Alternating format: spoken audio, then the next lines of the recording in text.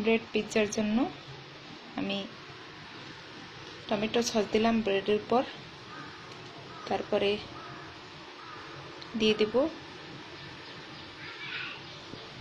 দিলাম এই মিশ্রণটি। এরপরে দিব একটু মেয়োনিজ দিয়ে দিলাম।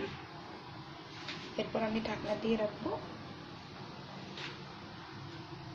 হয়ে যাবে আমার ব্রেড পিৎজা। বলে রাখি, পিৎজার যে ভিতরের ম্যাটেরিয়ালটা বানিয়েছিলাম সেটা হচ্ছে যে ডিম স্ক্রাম্বল করে তার ভিতরে পেঁয়াজ কুচি, গাজর কুচি, টমেটো কুচি দিয়ে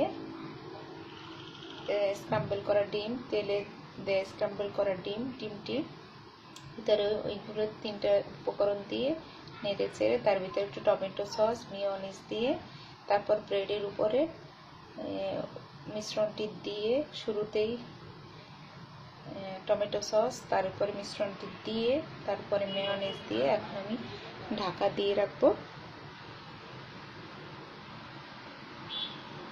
2 মিনিট। এরপরে হয়ে যাবে আমার ব্রেড পিৎজা।